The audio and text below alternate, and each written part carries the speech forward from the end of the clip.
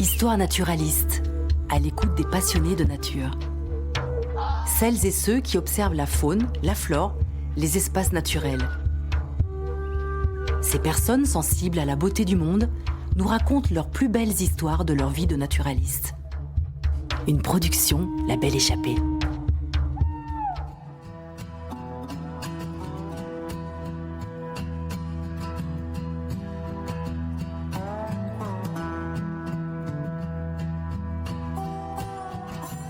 Dans ce troisième épisode de notre voyage naturaliste au Québec, nous allons au bord de l'estuaire du Saint-Laurent découvrir un aspect fort intéressant de l'étude de la migration.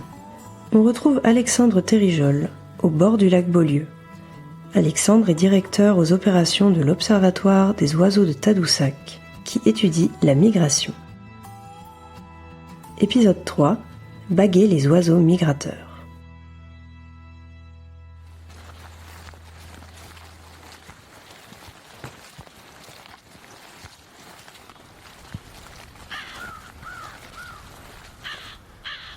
Le milieu est vraiment bon au printemps, même l'été, l'automne. L'été, c'est un petit peu plus difficile parce qu'on va retrouver beaucoup de moustiques, de mouches noires qui font la terreur finalement de la région. Mais c'est un lieu qui est assez unique au niveau de certaines espèces qu'on va retrouver. Donc en migration, par exemple, ça va être une halte migratoire pour le Kiskale rouilleux, qui est une espèce qui est à statut, donc en danger. On peut retrouver aussi le moucheron à côté olive, par exemple, donc des espèces comme ça un peu plus précaires, mais dans les espèces plus typiques de ce milieu marécageux, ça va être le butor d'Amérique, par exemple, qui a un chant vraiment atypique, le râle de Virginie, la marouette de Caroline, toutes des espèces vraiment de milieux marécageux. Puis après, des espèces que les gens connaissent beaucoup plus en Amérique du Nord, c'est le carouge à épaulettes qu'on va entendre chanter continuellement.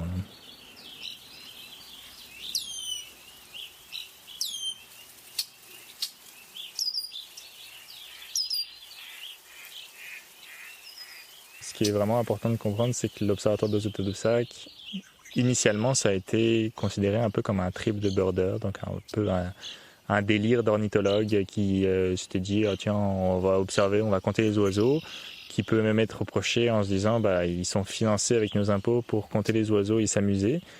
Alors qu'en fait, c'est pas ça. Nous, on veut suivre les oiseaux parce qu'il y a une portée scientifique. De les suivre annuellement, ça nous permet de voir leur tendance de population, voir s'il y a des augmentations, diminutions, pour éventuellement mieux les conserver.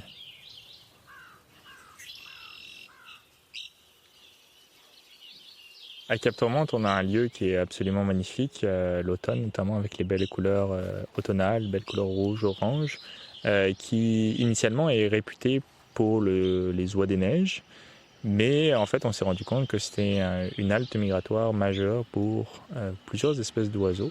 Donc c'est là où on a une station de bagage au début qui a débuté juste l'automne, puis finalement au printemps aussi, c'est une très très bonne saison où chaque année en fait on va baguer des milliers d'oiseaux d'environ 70 espèces qui vont pouvoir justement nous permettre de mieux connaître leur tendance de population à partir des mesures qu'on va prendre. Voilà qui nous donne envie d'en savoir plus. Alors direction la réserve naturelle de Cap Tourmente, à l'extrémité sud de l'estuaire du Saint-Laurent. Là où les oiseaux migrateurs se concentrent, dans un étroit couloir entre le fleuve et l'escarpement du Cap. Nous avons rendez-vous avec Vincent Moreau, bagueur à la station.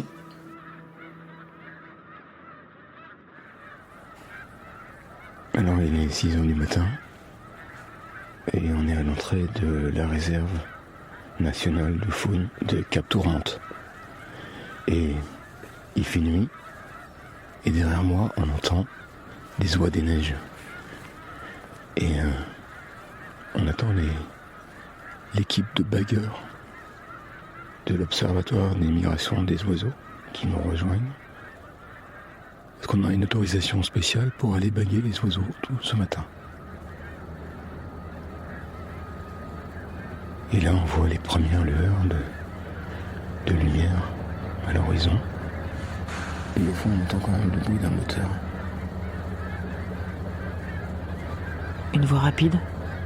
Je sais pas. Des camions? Des bateaux sur le Saint-Laurent aussi. L'anthropophonie partout, même dans les espaces les plus naturels. Ou qu'on pense naturels.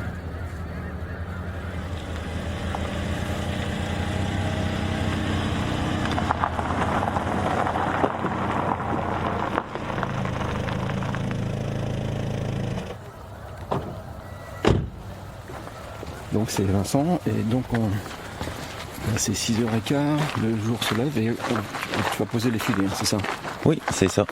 C'est quelque chose de standard de faire ça avec le lever du soleil, 30 minutes avant le lever du soleil en fait. Ok. Puis ça va être pour une période de 6 heures. C'est quelque chose qui est standard à l'Amérique, là, donc ça nous permet d'utiliser un protocole que tout le monde utilise. Ça nous permet de bien comparer nos données en fait. Ok. Nos données de capture, c'est donc un effort qui est standard, on va appeler. Le suivi. Et toi, tu travailles à l'Observatoire de la migration? Oui, je suis bagueur à la station du Cap Tourmente ici. Ok. Ça va, c'est pas mal comme Oui, ça me permet d'avoir job. un beau bureau de travail quand même. Et là, vous avez commencé une campagne de bagage depuis un petit moment déjà, j'imagine. Oui, ça fait déjà quelques années. On a commencé en 2019, si ma mémoire va bien. Puis ça reste jusqu'à maintenant, en 2025, assez court pour un suivi comme ça. On essaye de faire au moins une bonne dizaine d'années pour avoir des données qui sont fiables, si on veut, là, pour voir des réelles tendances dans les populations d'oiseaux, d'animaux au complet. Là. On essaie d'avoir beaucoup de temps sur du long terme. Là. Okay.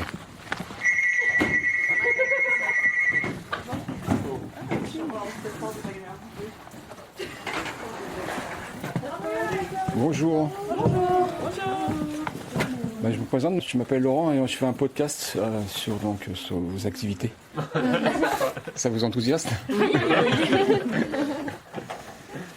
C'est encore tôt. Je comprends. Bonjour. Bonjour. Et Christelle? Merci de nous recevoir. C'est superbe. Et vous êtes tous des bénévoles ou? Majoritairement, oui. Ok.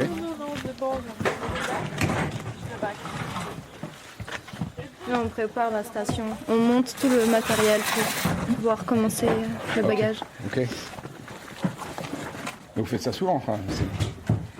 Là, on a ouvert la station le 1er août et c'est comme ça tous les ans. Ah, ok. On va fermer le 24 octobre. Il y a plusieurs bénévoles qui vont se relayer au fil de la saison. On essaie d'être toujours environ une dizaine sur le site. Ah ouais. Alors on est devant une petite cahute éclairée là, ouverte. Et ils préparent tout le matériel pour baguer les oiseaux.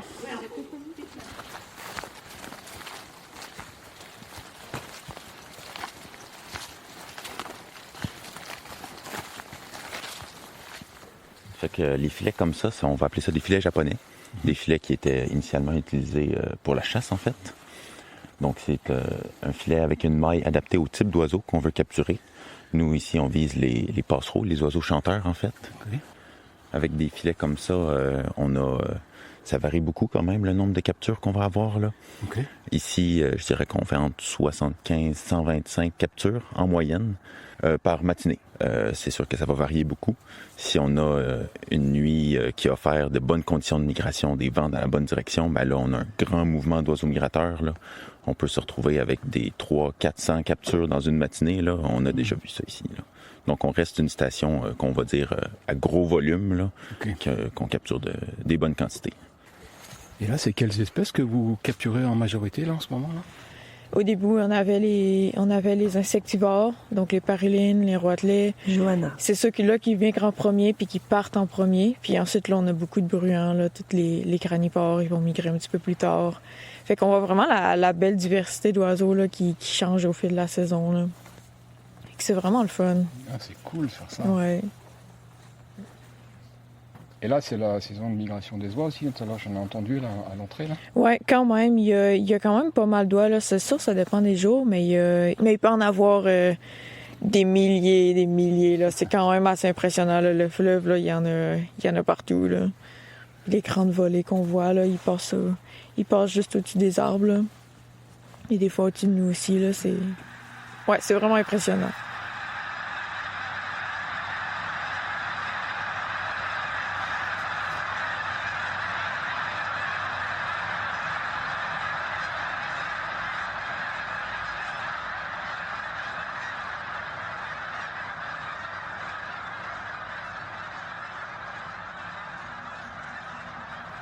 Vous, c'est les petites espèces. Oui, nous, on cible les petites espèces, donc tous les passereaux néotropicaux surtout, ceux qui vont passer, c'est ça, en migration. Donc, nous, on va vraiment attraper les petits oiseaux qui vont être capables de vraiment rester emmaillés dans le filet. Marie-Lou. Une fois que le filet est ouvert, on voit que c'est des mailles très fines et les oiseaux le voient pas quand ils arrivent en vol. Donc là, ils vont venir tomber dans une poche et leurs plumes, leurs ailes vont se prendre dans les mailles et ce sera pas possible pour eux de sortir seuls. Donc nous, on va venir, puis délicatement, on va... Comment ça va dans les... On va venir attraper l'oiseau, on va maintenir sa tête, puis on va commencer à enlever les mailles. En général, on va commencer par une aile. Ensuite, on va pouvoir enlever les mailles qui sont autour de la tête. Puis, le reste des mailles de l'autre aile vont venir facilement. Ouais. Donc, une fois que tu as pris l'oiseau, tu le mets dans la petite poche en Ensuite, tissu. c'est ça, je le mets dans ma petite poche en tissu. Ça va permettre de le contenir. Ok. Et puis, et de le mettre un peu plus dans l'obscurité.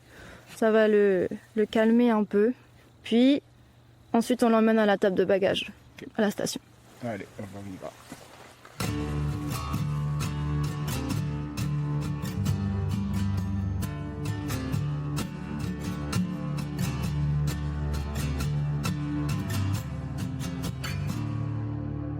Alors là, les bagueurs sont revenus à la station de bagages avec les petits sacs avec les passereaux dedans. Et il ne faut pas faire de bruit parce qu'il ne faut pas stresser les oiseaux et être bien concentré pour prendre toutes les mesures des oiseaux et enregistrer ça sur l'ordinateur. Vincent. Vous voyez là, à la table du bagueur, on a les sacs qui sont enfilés un à la suite de l'autre. Oui. Le bagueur, quand il met sa main dans le sac, on ne sait jamais c'est quelle espèce. C'est la pochette cadeau. Mm-hmm. Chaque sac est une surprise. Puis ensuite, nécessairement, on a aussi différentes tailles de bagues. Là. Ouais. On en a 6 différentes qu'on va utiliser le plus souvent. Puis après ça, on peut aller dans des plus grosses bagues pour des captures un petit peu plus exceptionnelles. Là. Puis on sait pas mal chaque espèce porte quelle taille de bague. Mais à l'occasion, on a un outil qui nous permettrait de mesurer la bague pour s'assurer d'utiliser la bonne taille de bague. La taille. Ouais. C'est ça. On veut une bague qui ne frotte pas sur la jambe, mais qui n'est pas trop large, trop grande, qui deviendrait accrochante. Là. Donc, chaque bague est bien ajustée pour ne pas nuire à l'oiseau. Là. Johanna. On va lui poser une petite bague avec un numéro unique en Amérique. Donc, s'il est recapturé dans une autre station, on va être capable de savoir exactement il a été bagué où, quand, puis c'était quoi les données qu'on avait récoltées. Puis on va prendre justement ces données-là, on va en prendre, ça va être principalement la longueur de l'aile, le taux de gras de l'oiseau. Donc si l'oiseau il est en santé ou pas, là, s'il est tout maigre ou s'il est vraiment en chair. Quand on est capable, là, on détermine son âge, son sexe, on va le peser, puis ensuite on fait juste le relâcher. Ça prend quand même pas beaucoup de temps là, quand on est à la table de bagages, là, 1 à 2 minutes par oiseau. Puis c'est fait, c'est vraiment un laps de temps court. Là. Faut aller vite. Ouais, faut aller vite.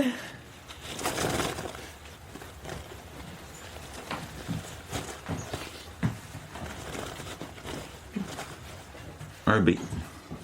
Un bruant chanteur. Comment ça va dans le fond? La bague 55.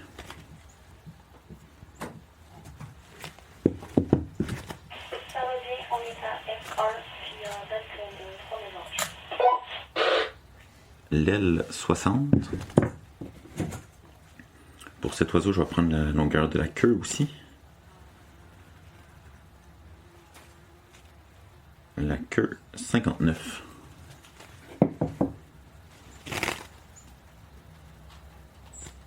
c'est un HY. Oh, j'ai oublié le gras. 3 de gras. Donc, il y a la pose de la bague. Ensuite, on prend la mesure de l'aile avec la petite règle en métal.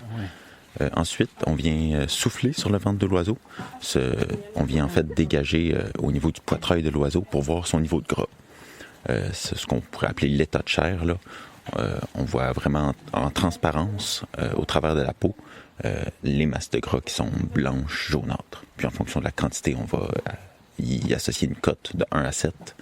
La majorité des oiseaux qu'on capture là, sont entre le 0 ou 3 jusqu'à 4 des fois. Là. Puis justement, ça nous permet de voir, en fait, des fois, en recapturant l'oiseau de jour en jour, ben, on voit son état de graisse qui augmente.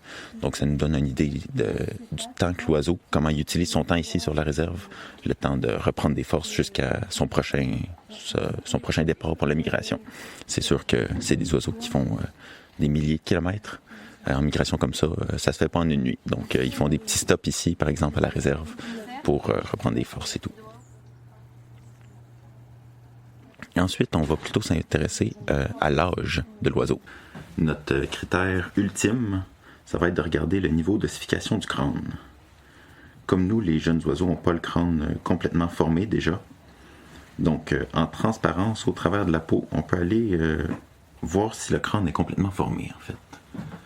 Donc, des fois, on va venir mouiller un petit peu la tête. Ça nous permet de mieux écarter les plumes, puis d'aller voir, de rendre la peau plus transparente.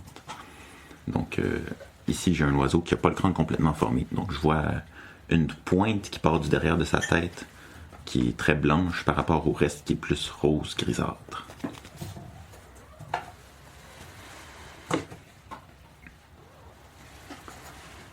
Huparena pour le sexe.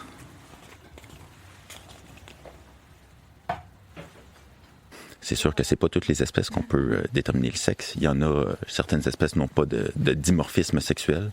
Donc, le plumage est identique chez la femelle et le mâle. Donc, l'âge, le sexe. Puis, on termine avec la masse de l'oiseau, tout simplement.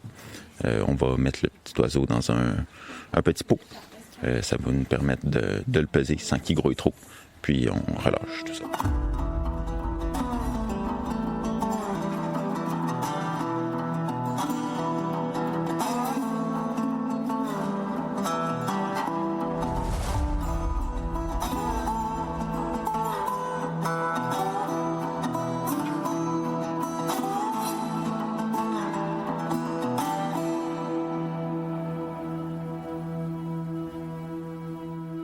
Ah là, on va relâcher l'oiseau qui est dans son petit pot. Hop. Liberté. Voilà donc 3 bénévoles qui reviennent avec des sacs pleins de petits passereaux.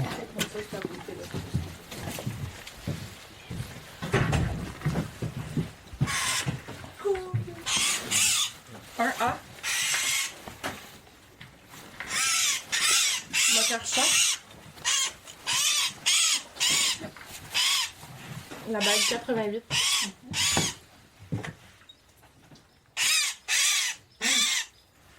Alors en total d'oiseaux, 5022. Oui. Et 74 espèces, qui est pas rien quand même. Hein. Marie-Lou. Oui, c'est une belle diversité. Le Cap Tourmente, c'est un site remarquable qui offre une multitude d'habitats. Ça explique la diversité des espèces. Ici, il y a le fleuve qui est pas loin, il y a les habitats qui sont liés au fleuve un peu plus humides, puis il y a des boisés, il y a des champs qui n'ont pas encore été fauchés, et donc les granivores trouvent de quoi se nourrir pendant la migration. Ça concentre beaucoup d'oiseaux. C'est comme un entonnoir en fait ici, non, pour la couloir de migration, non? Oui, c'est ça, c'est que les oiseaux n'aiment pas traverser des grandes étendues d'eau. Alors, pour pouvoir aller au sud des États-Unis, ils vont longer le Saint-Laurent et ils vont essayer de le traverser à sa partie la plus étroite. Donc ici, c'est une des dernières étapes avant la traversée. Un pigargue. Ouais. Je me disais, mais il est bien grand là. C'est un pigargue et puis il va vers le fleuve. On commence à entendre les oies. Qui stressent. Oui, elles vont probablement s'envoler avec les autres anatidiés dès qu'ils vont l'apercevoir de plus proche. Donc ici, c'est le pigargue à la tête blanche? Oui, c'est ça. Il y a un couple qui se reproduit dans la falaise. Non. On les voit chaque matin aller vers le fleuve, revenir, faire des allers-retours. On voit les jeunes après, plus tard en saison, qui sont tout bruns, qui n'ont pas encore la tête blanche ni la queue blanche. Voilà pour le bagage à la réserve de Cap Tourmente. Mais il y a aussi d'autres espèces plus discrètes qui migrent par ici. Alors retour aux dunes de Tadoussac, où l'on rejoint Alexandre pour les découvrir. Donc suivre la migration, là, c'est bien, mais il y a des espèces qui sont nocturnes, notamment des petites chouettes. Donc la petite nyctale et la Nycta eutegmam, qui sont des espèces de chouettes qu'on retrouve en Amérique du Nord. La petite nyctale est plus de forêt mixte et la Nycta eutegmam est plus de forêt de résineux. Et puis c'est des espèces qu'on savait quasiment rien en fait il y a une trentaine d'années. En fait, ce qui caractérise ces deux espèces, c'est qu'il y en a une qui est migratrice, la petite nyctale, alors que la Nycta eutegmam, elle est plus irruptive. Donc on a des années où on va en observer et capturer un grand nombre, en fait jusqu'à 200 individus. Puis des années, on va en capturer des fois 0 parce qu'elle va rester en forêt boréale. Il y a suffisamment de nourriture et elle est capable de survivre dans des conditions difficiles de l'hiver. Et il y a certaines années, en fait, généralement, c'est tous les 4-5 ans, où on a un manque de nourriture, le campagnol à dos roux, qui fait qu'elle va quitter la forêt boréale pour aller chercher de la nourriture plus au sud. Et donc là, c'est ce qu'on appelle une irruption. Donc en fait, de début septembre jusqu'à la fin octobre, on a une petite équipe, qui, toutes les nuits, pendant 7 heures, va utiliser de la repasse sonore, donc des chants de la petite nyctale et de la Nycta eutegmam qui vont jouer en continu avec des filets, en fait. Et ça va attirer ces petites chouettes qui sont assez curieuses et qui vont se prendre dans les filets, qui vont être démaillés, rapportés à la station, pagués, mesurés, etc. Par cette équipe.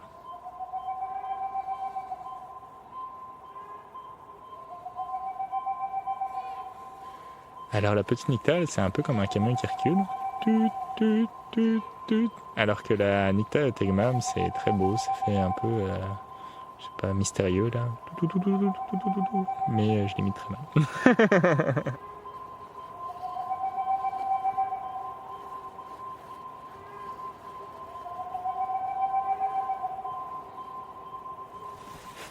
Alors là, il fait nuit, là, nuit noire. Et la lune qui se reflète sur le Saint-Laurent. Et on se dirige vers le camp où les ornithologues font de la repasse. C'est extrêmement fort dans la forêt.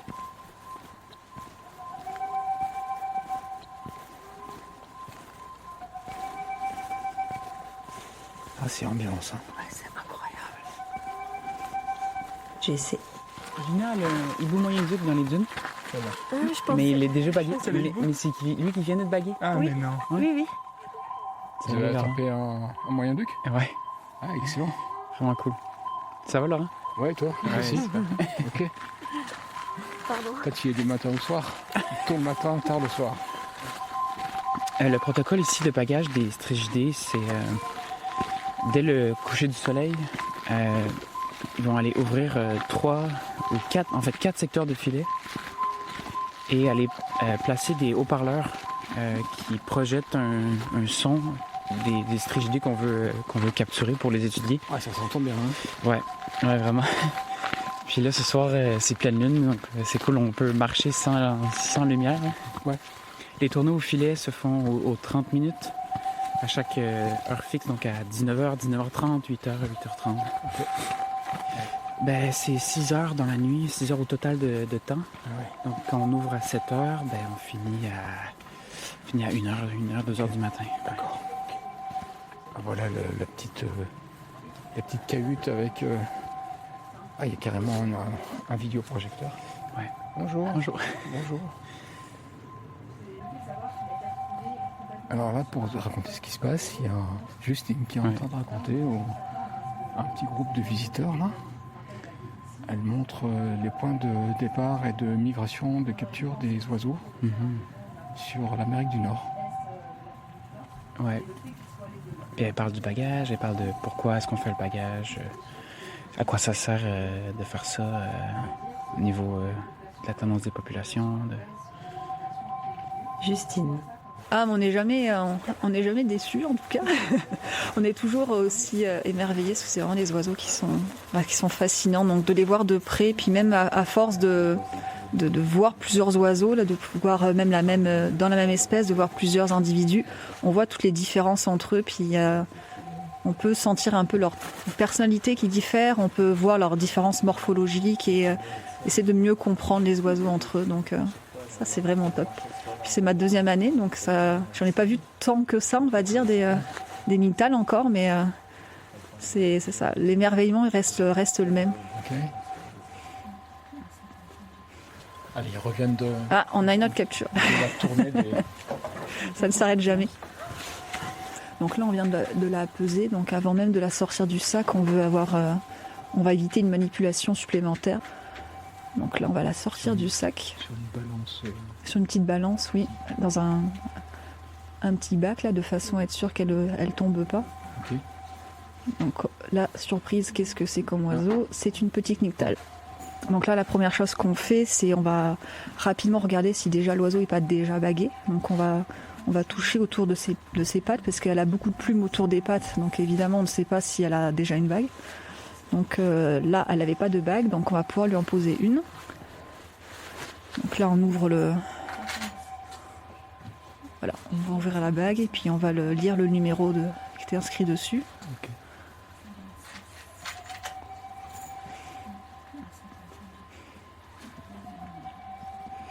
Ça se fait dans un silence relatif. Oui, c'est ça, exactement. On fait un maximum de silence pour stresser un minimum l'oiseau, évidemment. Donc, c'est des oiseaux qui sont très très sensibles au son, donc ils chassent beaucoup au son, donc leur ouïe est beaucoup plus sensible que la nôtre. Donc c'est pour ça qu'on évite de trop parler, donc on reste même entre nous très silencieux. Ouais. On connaît le fonctionnement de l'équipe, fait en sorte que chacun sait ce qu'il a à faire. L'idée, c'est que que seul le bagueur puisse communiquer avec le scribe, qui est très important aussi dans le projet, parce que c'est lui qui va entrer les données. Donc la communication est importante entre les deux. Donc on veut aussi du calme pour qu'ils puissent communiquer facilement. Donc là, une fois que la bague est posée, elle vient lire la taille de l'aile en fait. Donc elle le pose sur une règle, hein, vous voyez, qui a une petite... graduée, puis qu'il y a une petite butte au bout là pour que l'aile puisse sur l'épaule de... Voilà, sur les... Exactement. Donc on va un peu sur le bord de l'aile de l'oiseau.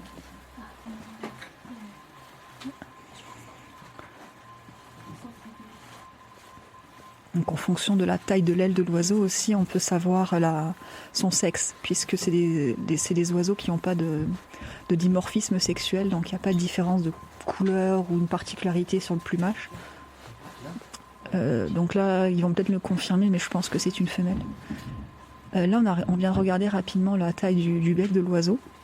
Donc c'est juste la mâchoire supérieure. Donc là, elle fait ça très rapidement, mais on a comme palpé le muscle sur l'oiseau, donc on veut savoir s'il est en bonne condition corporelle ou pas. C'est des oiseaux qui ne font pas des réserves de graisse, comme on pourrait les faire comme les passereaux, comme des bruyants. Comme les rapaces ne font pas vraiment de réserve de graisse, donc c'est vraiment le muscle qui va nous informer sur leurs conditions. Très pointu comme étude. Ah oui, ça demande beaucoup d'expérience. De l'expérience, donc de l'observation aussi beaucoup, puis de l'accumulation aussi de savoir. Donc, regardez, ouf, elle s'est posée juste à côté. Elle est là. Oui. Ils l'ont lâchée là-bas. Ils l'ont lâchée là-bas, puis elle est revenue ici. Et là, elle est au sol. Elle est au sol et nous regarde. Elle est sur le sol. Elle est de. Non, j'ai cru qu'elle allait se percher, mais je pense que la lumière l'a perturbée un petit peu. Donc là, le fait qu'elle soit au sol, c'est pas forcément intéressant pour elle. Donc ce qu'on va essayer de faire, c'est soit d'éteindre la lumière pour qu'elle soit plus au calme, soit essayer de la faire bouger un petit peu. Donc là, elle observe ce qui se passe. Dès qu'on relâche l'oiseau, si on est capable de le voir après en caméra thermique, on peut observer son comportement après avoir été relâché.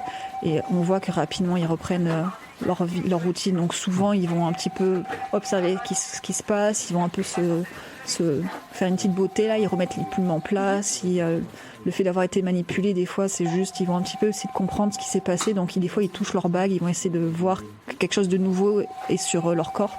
Donc ils vont un petit peu manipuler ça, mais souvent, là, ils vont reprendre leur petite routine, cracher une pelote de réjection aussi, on le voit parfois, ou étirer les ailes, et souvent ils s'envolent. Ils font un petit caca et ils s'envolent. C'est la petite routine en général. Super. Ouais, je vais pour l'enlever, ouais. J'ai les doigts gelés. Ouais, il fait froid, hein. Bon, bah écoutez, bonne soirée, hein. Enfin bonne nuit. Et bon, Toi, tu vas rentrer, j'imagine, tu vas essayer de te réchauffer. Ouais. Non, moi, une journée bien longue. 2h du matin, je suis là. Ah ouais. Dans le froid, mais on aime ça. On a les Nictal pour nous réchauffer le cœur. Ah, ok. C'est joli. C'est le mot de la fin. C'est le mot de la fin. Merci. Bon courage, hein. Bon partage. De se mettre à l'ornithologie ici, ça a permis de découvrir une autre façon en fait de voir l'environnement. Il y a une portée éducative qui est assez incroyable. Justement, les oiseaux, c'est quand même quelque chose de difficile à observer. Là, on a des espèces qui vont être cachées au sommet des arbres. Le bagage, ça permet de montrer cette diversité biologique avec des oiseaux proches en main pour tout le monde, là, qui vont pouvoir les voir, les comprendre, les identifier. Il y a des découvertes qu'on fait avec le suivi de la migration. Et vu que c'est une partie du cycle de vie qui est encore trop peu connue, c'est capital si on veut conserver les espèces d'oiseaux. Quand on les voit plus, c'est qu'il y a un problème.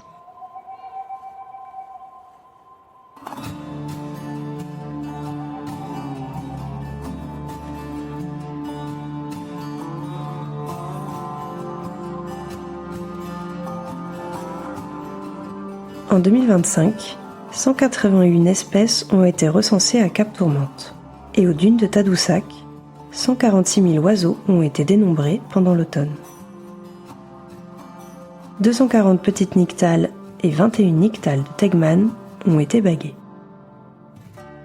Alors oui, c'est essentiel d'étudier la migration pour la connaissance et la conservation de cette extraordinaire biodiversité. Merci à Alexandre Terrijol pour son accueil et à Environnement et Changement Climatique Canada pour nous avoir permis l'accès au site de bagage. Merci à Sarah Delisle, Vincent Moreau, Marie-Lou Degnaud de Cap Tourmente. Merci à Jessé Roidrinville, Laetitia Desbordes, Justine Levaillant aux dunes de Tadoussac et à tous les bénévoles. Merci à Christelle Bidot-Breuillère pour ses reportages photographiques. Une réalisation de Laurent Sistac avec la voix de Zora Descrivelles. Production, La Belle Échappée, sonore et visuelle. Ne manquez pas le prochain épisode du Voyage au Québec, les baleines du Saint-Laurent.